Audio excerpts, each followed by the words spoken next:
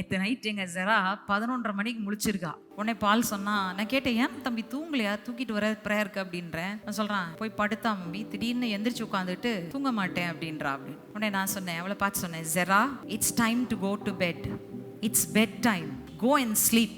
அவன் சொன்னா, மம்மி விடாதீங்க, திரும்ப திரும்ப சொல்லுங்க. 2வது தடவை சொன்னேன், ஜெரா it's bed time, go to sleep. 3வது தடவை சொல்றேன், ஜெரா it's bed time, go to sleep. 4வது தடவை என்ன தடவை செஞ்சா, no I will not sleep அப்படின்றா. எத்தனை வயசு? 2.25 வயசு. ஆண்டவர் பார்த்தாரு, இந்த சந்ததியை மாத்த முடியல, இந்த அப்பா அம்மாக்களை மாத்த முடியல, அதனால நான் யாரை பிடிக்கிறேன், புள்ளைய பிடிக்கிறேன். புள்ளைய பிடிச்சிட்டா நீங்க போய் முட்டி போட்டாதான் அங்க மாறும். நாங்க சொல்லியிருக்கு, தாகமுள்ளவன் மேல் தண்ணீரையும் வறண்ட நிலத்தில் ஆறுகளையும் ஊற்றுவேன், அந்த தாகமுள்ளவனுடைய சந்ததியின் மேல் என் ஆவியையும் அவர்கள் மேல் என் ஆசீர்வாதத்தையும் நான் ஊற்றுவேன்.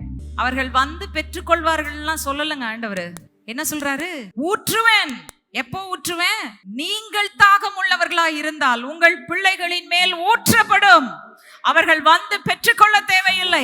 அவர்கள் வந்து அவர்கள் தீர்மானித்து மொண்டு குடிப்பதில்லை. ஆண்டவர் சொல்றாரு, பக்கெட்ல தண்ணியை பிடிச்சி தூக்கி ஊத்துற மாதிரி ஊற்றுவேன். என் ஆவியினால நிரப்பப்படும் உங்க சந்ததி. அல்லேலூயா.